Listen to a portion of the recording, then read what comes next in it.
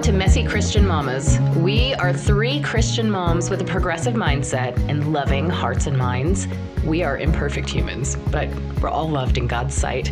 At some point, we've all felt like the church and Christianity may not have been for us, but God isn't looking for perfection. He's just looking for you. We are not experts in Christian theology, and we do not represent any particular Christian faith or church. We are simply here to be authentic, and we hope that you join us on this journey. Today's episode is about female friendships, Naomi and Ruth, pruning season, and are you a leaf, a branch, or a root? Hello. Today's Messy Christian Mamas podcast episode is all about female friendships. So have a seat and enjoy.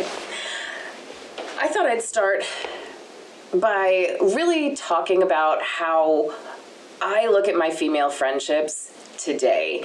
You know, I think girls and women get a really bad rap for the way maybe we conduct ourselves in our relationships, especially when we're younger and emotions tend to be high. And I think we get a bad rap for it.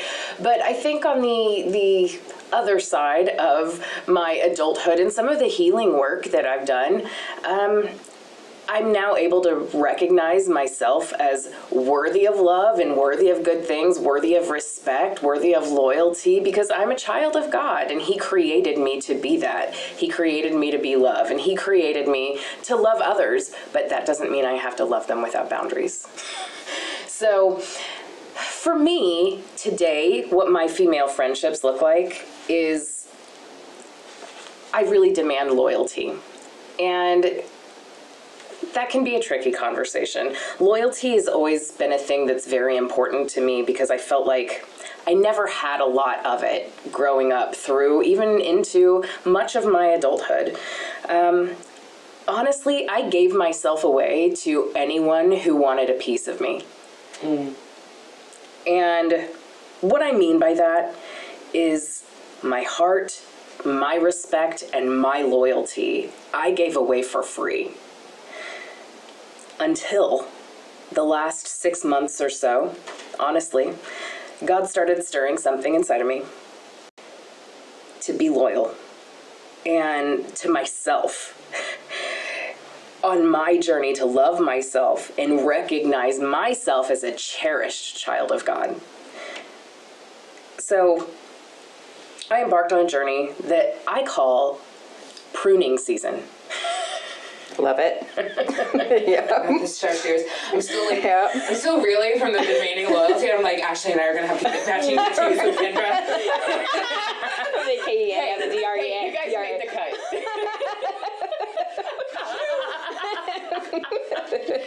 And they're sitting here, we're like, is this a podcast? So a handful of scriptures that I wanted to talk through quickly, just to maybe give some credence to some of the conversation that I'd like to have about this. In 1 Corinthians 15:33, it says, "Bad company corrupts good character." I'm going to read you another scripture before we go back to that one. Proverbs 18:24, "There are friends who destroy each other, but a real friend sticks closer than a brother." Proverbs 16:28, "A perverse person stirs up conflict, and a gossip separates close friends." Last one. Proverbs 27:17, "As iron sharpens iron, so a friend sharpens a friend." So there's a lot in all the scriptures that I just laid out.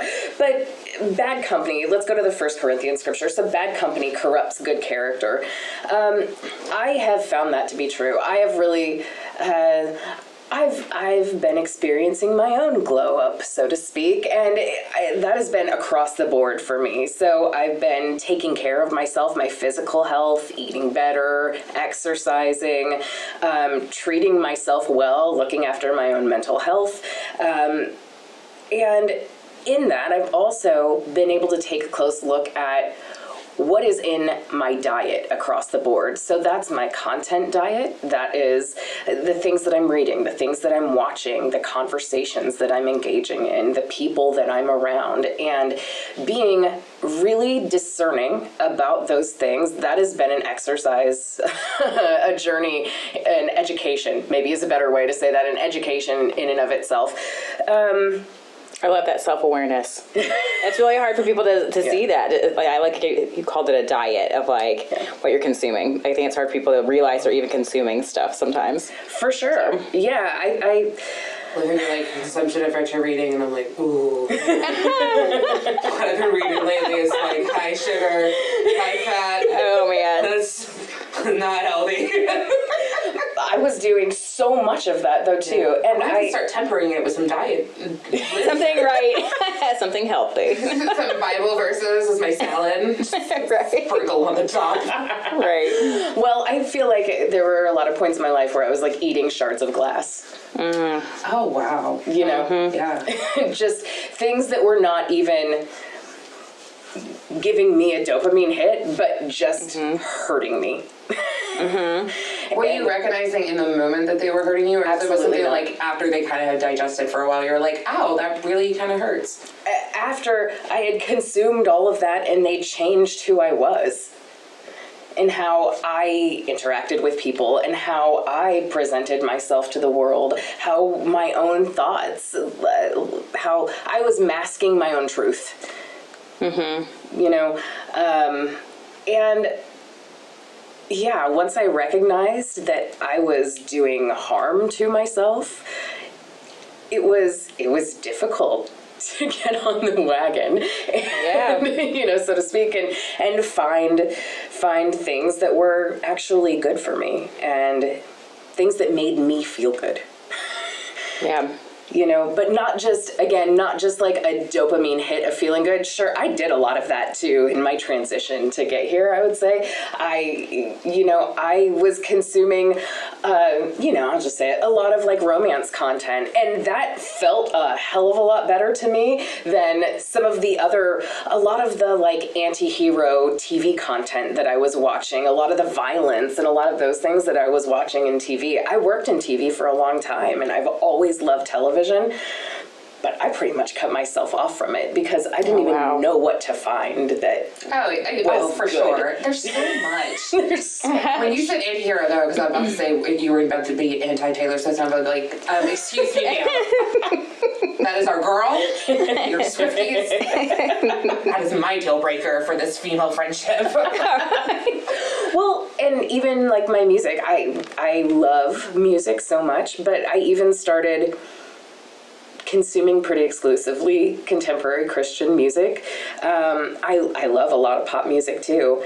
But I even found, interestingly, in music that I would find songs that really spoke to a truth that I had inside of me, but they almost didn't take it to the next step. It was like, okay, acknowledging what I'm feeling, but now what do we do to make it better?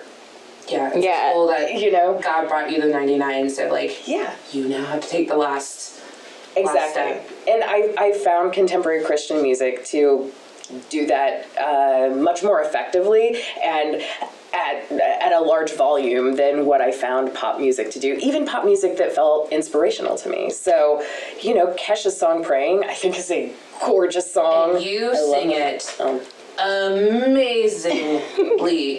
You have that video. I do. We need to link it. I'm too vain. Yeah.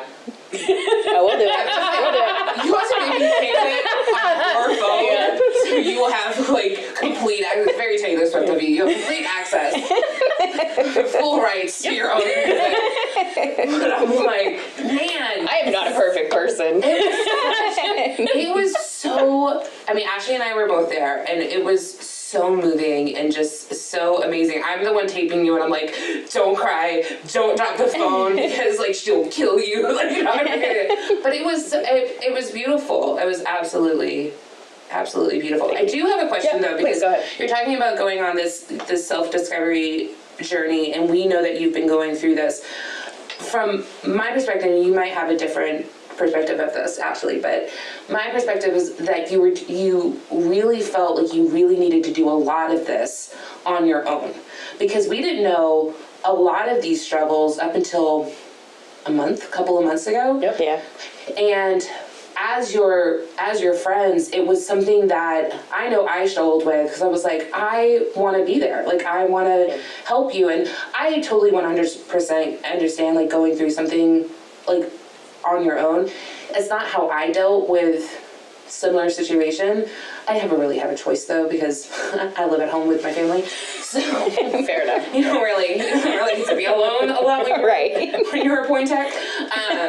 So do you feel, now that you've kind of, I know you're not completely on the other side of it, but you're getting to the other side of it, because now you're starting to really recognize your loyalty patterns, and you've pruned and all of this. So now that you look back, do you kind of regret not letting more people know, or do you feel like there was such damage that you had to heal on your own because you were so distrusting of people, even if you knew that they were going to be coming from a good place? Like, you had to find your own solid ground before you were willing to let anyone else step on the ice That's with you. a really good question. I've done a lot of thinking about that, even recently, too. I definitely went into intense isolation. Hermit crab mode. Yeah, I did. And for me, that was a really important place to be, because I didn't know myself. Yeah. You know, I had to peel back every layer of the onion and look at it, understand it, decide if it was okay to stay or if it needed to be improved and the edges needed to be sharpened or buffed out or whatever had to happen. And that's super brave to make all those changes, to change your habits and to like step into this unknown of like changing your life. That's just really brave. Thank you. You're welcome. Thank you. I've always been a really ambitious person. Whether that's in an outward-facing way or an inward-facing way. I'm listening to all of this, and I'm like, Kendra, you are so brave. I'm so proud of you. However, I'm probably not going to go on that extreme diet that you on. And that's a personal journey for literally every person. It's going to go like a Mediterranean. Like, you went like full paleo and just vegan. You're being like, Whole30. Yeah. Just, you know what? I'm going to stick with my Weight Watcher points. Like 5 cheat days a week. I'm just going to 1 day, 6 days of freedom. Well, I spent like a lifetime of every day being a cheat day. Right. So, you know, it was really important for me to isolate. I had to get to know myself. And my discernment was broken. Yeah. It was broken. And a lot of that comes back to the trauma that I experienced as a child. So much sexual abuse by people who were in positions of power or authority over me. And as a result of that, I just gave myself away to people. Yeah. And I trusted everyone. I was looking for a savior in everyone that I met, in everyone but myself and God. Right. You know? And, this was a really difficult journey to go through, to look at all of those things, but so important, and I know who I am now. Right. I am a child of God, and no one can tell me different. No one can tell me that I'm unloved by God. Like, that's laughable. Absolutely, right. And you can validate yourself. Like, you can tell yourself. Yeah. I've been like sort of a similar journey that's just like trying to find a way to validate myself and like stop trying to look for validation from other people. And like transitioning into a single mom and being a week by myself and then a week with my kids, and just like not having that spouse to like back you up and say like, oh, you're doing a really great job today. Like, I was always looking for that, I guess. And like now I'm like, I don't need that. I can like tell myself, you're doing a great job. I was telling you I had a great dinner last night. Like, as I was buying the dinner, I was like, Ashley, you deserve this. Go eat that wonderful dinner. Deserve these cupcakes. Right. I love that. You earned these cupcakes. Right. Now, so I went through this journey years ago, and I'm grateful because now I've had some distance from the journey that you guys are going through. So now that you guys are getting to this point where you have accepted yourselves and are loving yourselves completely, so you're filling your own cup, which is really, really important. You can't fill anyone else's cup unless you fill your own. So what do you think now? How does that journey now make you a better friend? Like, what do you think that journey brought to the table in order to be a better friend to the people that you chose to keep in your life? For me, it looks like honesty and love and all of those things that I gave away to everyone, but without doing it from an honest place. Mm-hmm. You know, now it's coming from a place that's purely me, that is heart-centered. Yeah. You know, I was living so much in my brain for so much of my life and trying to shut my heart down, even though I never really could effectively. It was just... Yeah, that little guy keeps pumping, just man. friction. Yeah, I think what you're saying about pruning, like choosing the people you're going to spend your time with, and then setting up boundaries of like, okay, I need some time to myself now, or I need like this time with my friends. You know, just setting up those boundaries. Absolutely. Okay, so let's talk about pruning season for a minute. This was a really profound moment for me that I embarked on last year, and it just started with after I figured out who I was and started really loving myself in an honest way and in a like all-encompassing way, then I started seeing things in some of the people that I was around, some of the people that have been in my life for decades, and seeing patterns of behavior that showed me that they did not place the same value in me, that they did not respect me, that they did not show me loyalty, that some of them were talking shit about me. Some of them were just not respecting boundaries. Some of them were not respecting my time or my heart and what I was giving to them. And, you know, I thought that this would be challenging as I started to think about those things, but once I just shut people off, it was so freeing. Yeah, I think the thing about pruning season, and I'm going to get to my tree metaphor. You know, I like a metaphor. I think the thing about pruning, it does look very overwhelming. Like when you go to prune something, especially something that has taken like a wild path, you look at this and you have these big shears and you're just like, God, this is kind of scary. Like, what if a branch falls on me? Or like, and then when you actually make the cut, you're like, oh, that wasn't so bad. Then you have to be careful that you don't prune too much, because then you're just like, whoops. And you want to stay a kind person, little right? bulb there. Right. You know, that's why isolation was really important for me, because these were things that I really needed to think about and observe and be on my own to digest and fix my own discernment. So being in isolation was one of the things that helped you prune. Was it the people that were checking in on you? Because whenever I go hermit, that's what I kind of like pay attention to. If I go hermit for a while, or if I have a really bad day and people know that I'm going through a tough time, I pay attention to who is checking in on me, who is tagging me in things, who is sending me funny videos, who is, you know, saying, hey, do you want to go get a cup of coffee? Like, I really pay attention, because it's easy to be friends with someone who is happy and who is a good time and who's joyful. It's really hard to be friends with someone who's down, especially if you're in a good place. Yeah. So that's what I kind of pay attention to. It's like fair weather friends. Yeah. And like trying to like find the difference, like who's a real friend and who's just a fair weather friend. Yeah. So the tree metaphor is my favorite metaphor probably of all time, and I love a metaphor. But it comes from a Tyler Perry play where Medea is talking to, I think, her nephew. And she's talking about the different types of people in your life in relation to a tree. And she says, you know, a lot of people are like leaves. They're just here for a season. You know, people, you know, God puts people in your life that are just here for a season. Don't get too attached. And she has a great line. I can't remember exactly, but it's like, all leaves are there for is to create color and maybe provide some shade. And you can take that in shade in one or two ways, good shade and bad shade. And then she talks about other people being a branch. And so, you know, they're a little bit sturdier. They're a little bit more present. They stick with you a little bit longer. But a person can have hundreds of branches and thousands of leaves, but only needs a couple of roots to really be a complete person. And a root is what nourishes that person and provides, you know, a grounding effect for that person. And that person is what is feeding that person.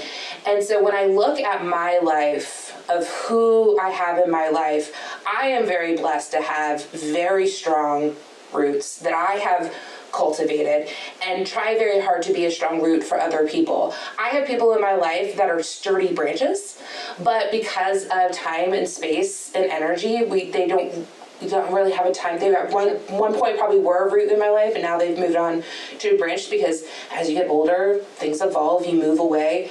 And then I look at people in my life who are leaves, and it's very easy to let those people go. So just like pruning season, when you're pruning these kind of weaker shoots off, the same with leaves. You just kind of have to recognize that if that person isn't fighting really hard to stay with me, their season is done. And it's time to let them go. And when I heard that, I was like, and we'll link it to the podcast and everything. But when I heard that metaphor, it was one of those convicting moments where you're just like, oh, this makes so much sense. Right.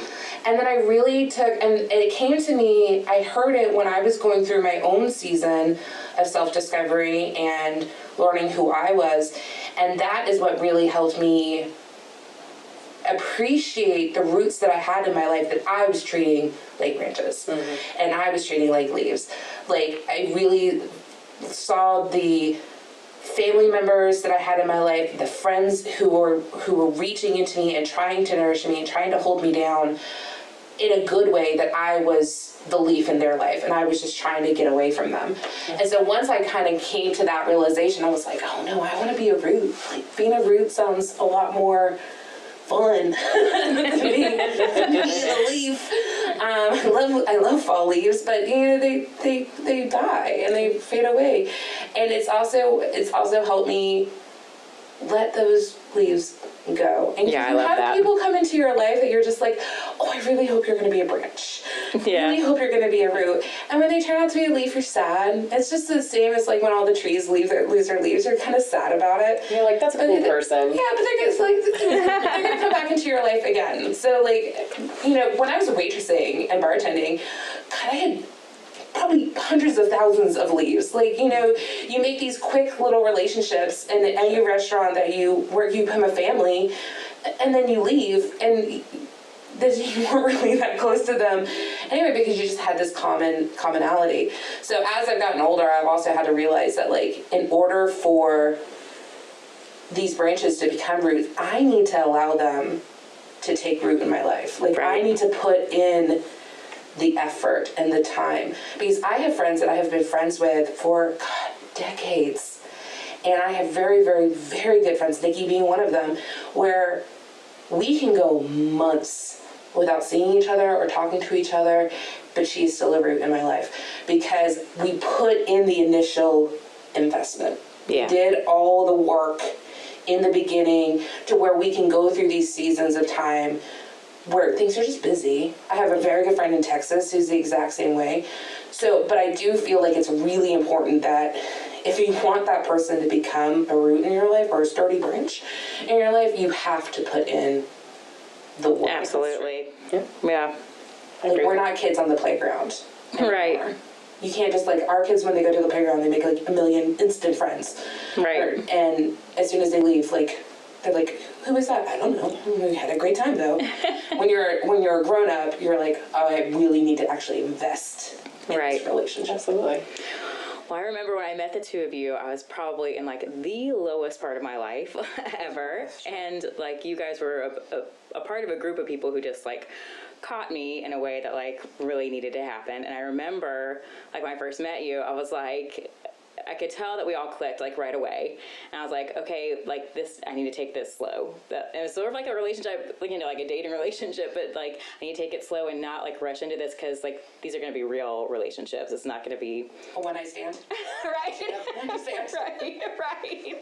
We don't have to rush it. Because we have all the time in the world. We are not a seltzer. We are a Right. fine bottle of wine. We age well. Right. Are you But I think I copying have myself? been. That's hilarious.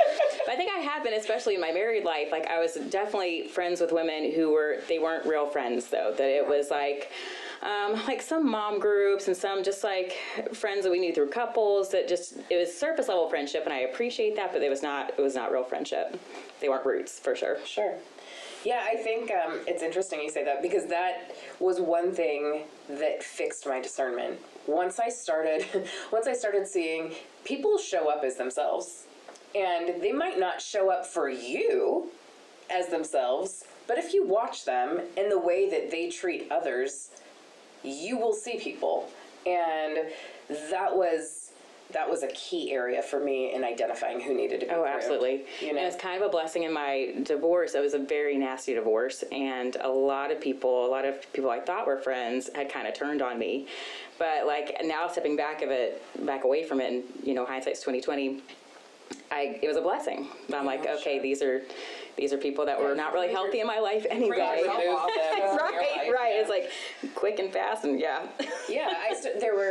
There were people in my life who I was happy to be very close friends with, who were treating other people I cared about very poorly. There was someone in my life that has been terrible to my husband for as long as I can remember, and I don't know why I ever allowed that, but yeah, I did, and I felt so much shame for it and had to overcome that too, and just realize that I know more now. Right. I was always that waitress and bartender that if someone snapped at me or literally snapped their fingers at me, absolutely, or was shitty to me and then turned to whoever they were on the date with and was being sweet, I would wait until that person went to the bathroom. Where girl? I was gender inclusive. As soon as they got up, I would go and be like, you need to leave. Because if they're treating me that way and they're only having a surface level encounter with me, you're in for a world of pain. Right? A world of pain. Look at how people treat people in the service industry. Because do they treat them as they are giving them a service and they should be grateful for that service, or are they treating them like a servant? Mm-hmm. And that's a huge, when I go out with people, I always watch, and I'm I can always tell who's worked in the restaurants before, and which sometimes can cloud my discernment. I'm like, second, I don't know if you're a good person or you just feel guilty from the years of service that you've done. I feel everyone should do that, by the way. Everyone should work in the restaurant industry. For sure. Israel has had 2 years of mandatory army experience. I think the United States should have 2 years of mandatory waitressing experience. Yes, I love it. Or retail. Yeah. Go work a retail Black Friday weekend and then try to tell me how you can talk to a salesperson. Right. Absolutely not. Right. Not having it. Yeah, so I think that, let's see, the next part of pruning season for me that helped me identify people was how well they saw me, or how well they were willing to see me, is maybe a better way to put that. And there are a lot. So I sing. God has given me a giant gift in my voice, and I'm so grateful to Him for that. And praise. I was saying, thank you. And I was always very afraid of saying that in the past. And it's why would I say that? God gave me this gift. It would be ridiculous and disrespectful to Him to act like that's not around Charlotte Pointe good enough. Humility is with that can come a lot of smoke being blown up your ass. A lot, and there are a lot of people that would come to me and say, you sounded so great, you sounded amazing, and this music that I've been doing for years now it's that's so nice. Yes, thank you. That's nice, but that's not the quality that I am possessing when I'm doing that. It's all from my heart. It's all coming from my heart, from the Holy Spirit. And if you don't recognize that, that's fine. I don't hate you. I don't hate anyone. Mm-hmm. But that's just not someone I'm going to give myself to. Mm-hmm. If they're not seeing me. Yeah, because you really do you wear your heart on your sleeve when you're singing. And Ashley and I both know, because we watch and we ship it, is how your husband looks at you when you sing. And you want to talk about the cutest thing on the entire planet. It is. And you do the same. It is. It's you do the same thing with him, though, because I know we've said it to you before about him watching you. But you look at him, because Brad also like wears his heart on his sleeve when when he sings. We can definitely tell it's coming from a place of passion, and it's coming from a place of love and true worship. Like, it's a true praise. It's not just singing truth. Yeah, it's not just truth. saying the words on the page. It's like you really feel the conviction behind them. And we have watched you two, and you can catch it on the videos, because I made my parents watch, and my mom's like, they were just so cute. They're so adorable in a British accent. But like, it's for me, it's the cutest thing in the world and so romantic. But to me, it's also like, you can tell that you two are together on this, and that you really do support each other on this. And I know this is about like female relationships and female friendships, but I think it's so great and so wonderful that you do have someone in your corner that really understands that part of you. Because I don't have a music background. I'm a theater kid, but I don't have that gift.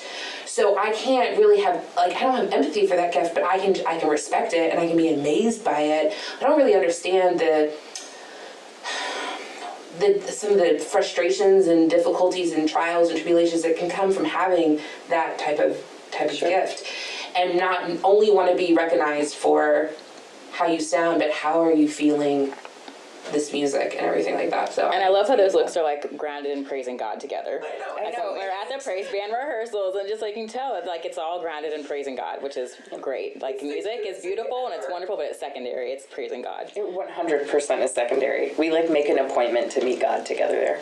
Now, I will say this, just to make sure people realize that you two are wonderful and amazing and everything like that, but we have also seen the other looks that you... Plenty of those. They're usually not when we're in the middle of worship. There's a great video you showed us when Brad interrupted you, and it's just on your face. And I was like, this is like looking behind the curtain of Cinderella. Right. I was doing a testimony video. Oh my He walks in and said, I waited as long as I could. I'm like, it was the best look. the last scripture I have on this is, so we talked about Proverbs 27:17 is iron sharpens iron, so a friend sharpens a friend. Because it leads us into Galatians 6:2. Carry each other's burdens, and in this way, you will fulfill the law of Christ. So if, as friends, we're there to make each other better, keep each other better, help drive each other forward in this life of followers of Christ, then we're able to carry each other's burdens in a way that God has asked us to do, and that we know will fulfill ourselves, will fill our cups, and will also fulfill what has been asked of us according to Christ. So for me, that was really important to recognize. I can't do this. I can't do the work of being the root until I know that I have people in my life that we can sharpen each other. Do you feel like you're at a point where you're ready to share your burdens? Like you're okay not having to hold them yourself? I think some of them. Yeah. If I'm honest. Well, I think as women, still it's feels really so hard. vulnerable. Yeah. Oh, Yeah. for sure. I think as women, we're taught, society teaches us that, like, you have the weight of the world on your shoulders and you are Atlas and you do it yourself. Like, asking for help is weak. Like, complaining is weak. Like, there are people worse off than you. And it's one of these things where you're like, F that. Like, that's ridiculous. Like, okay, sure. But the whole reason why we have fellowship is so that we don't go through these trials and tribulations by yourself. And so being willing to lighten your load and lighten your burden by sharing it with people so that they can keep you in their prayers, real prayers, not just like, I'll pray for you, but like actual prayer, and putting their hands on you and like actually showing up for you. It does take a really big amount of vulnerability and trust, because you are trusting that person's not going to drop it. 100%. And I don't think it's any different than when you're in a relationship and you give your heart to someone.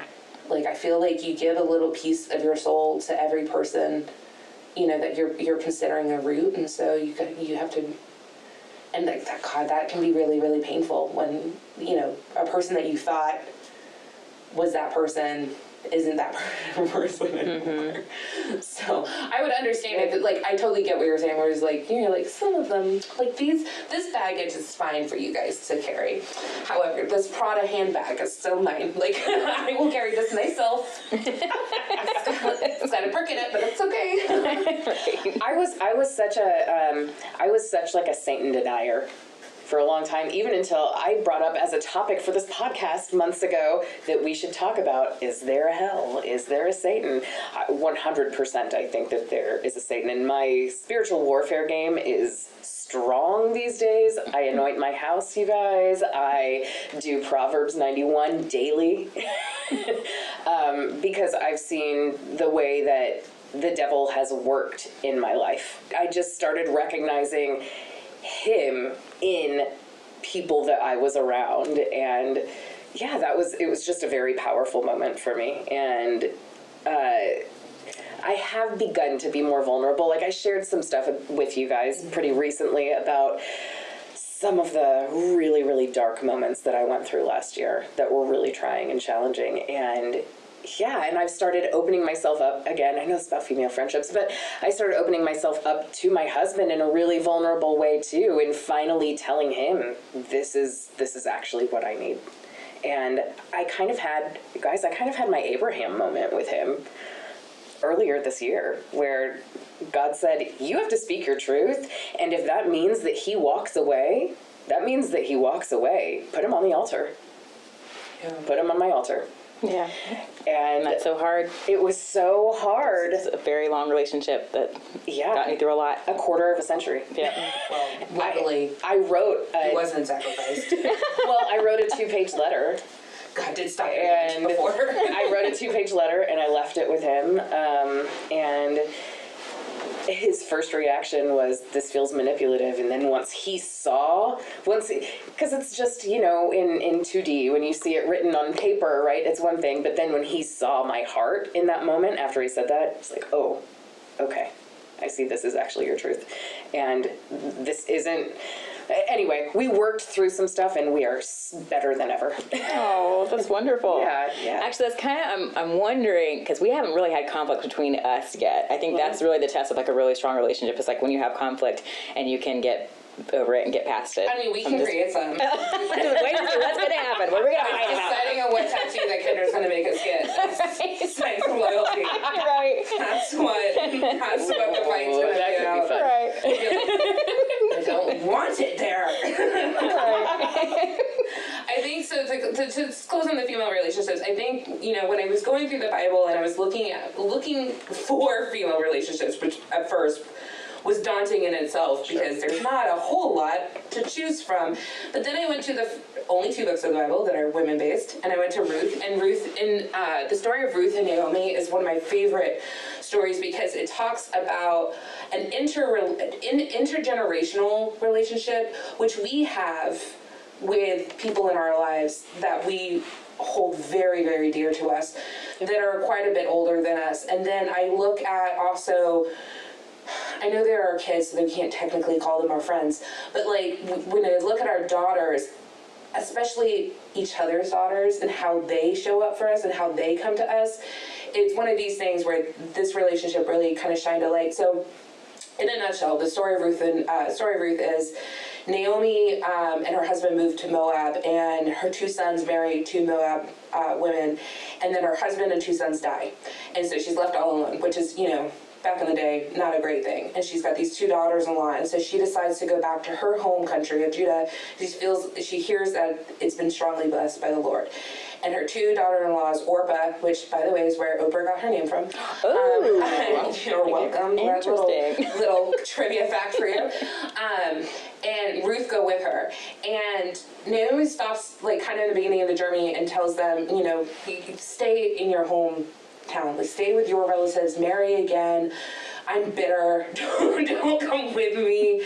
And they both argue with her, and then Orpah finally kind of lets go and goes back to her home, and Ruth has this ride or die moment, and I love this moment. So in Ruth chapter 1:16, Ruth replied, "Don't ask me to leave you and turn back. Wherever you go, I will go. Wherever you live, I will live.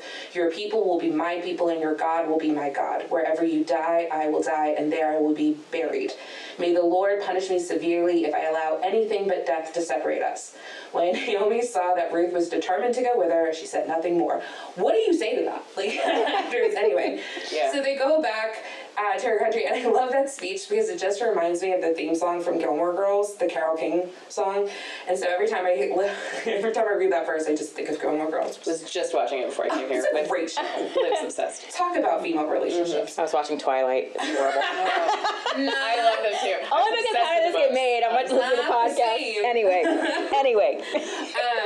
So they go back, and then, so Ruth kind of shows herself as this ride or die friend to Naomi. So they get back to Judah, and some stuff happens, and Ruth is like collecting wheat in a field, and she kind of like notices the landowner, and the landowner kind of like notices her, and they're making eyes at each other, and she comes home and she tells Naomi, and Naomi's like, girl, this is fantastic. That's Boaz. He was a relative of my husband's. Go for it. Like, this is great. She'd totally go for it. And Ruth is like a little apprehensive because she's young. And Naomi's like, trust me, this is what you do. Just go lay on the threshing floor. Let him know that you're ready for marriage.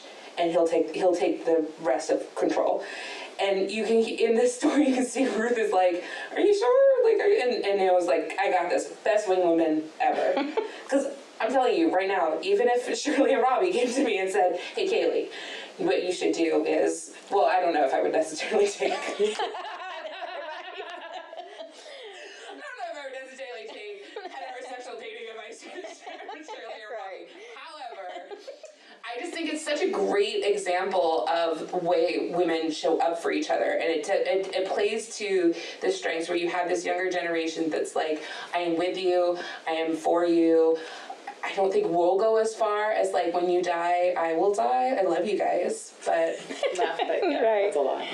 Not going to. Right. Sorry. I've had very, very close friends of mine pass away very, very young, and it is one of these things where it does feel like a piece of you kind of dies with them, and you hope that it comes back, that kind of resurrects in someone else, and not to replace that person, but kind of resurrect in someone else. And then just Naomi showing up for Ruth. This is her mother-in-law. Like, this is like, you don't hear about mother-in-law relationships like that. So this woman just showing up for this other woman being like, you got this, go for it. Like, and it all works out, and they get married, and Naomi gets to have all the barley she wants, and it works out in the end. So that's what I'm saying with you guys. I need y'all to encourage me to go be on a threshing floor. Okay. I didn't know what threshing...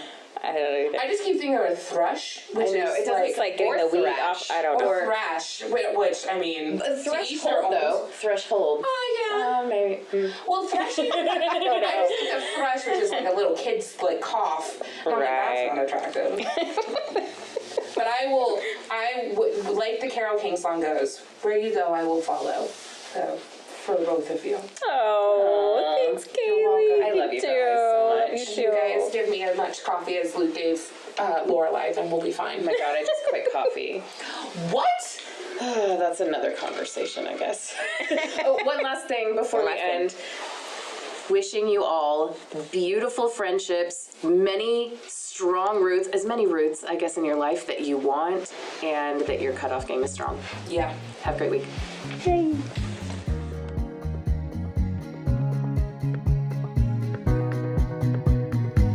Thank you for listening to this episode of Messy Christian Mamas. You can find us on Spotify, YouTube, Facebook, and Instagram. If you would like to connect with us, you can email us at messychristianmamas@aol.com. Until next time, embrace the mess, share the love, and shine your light bright, my friends.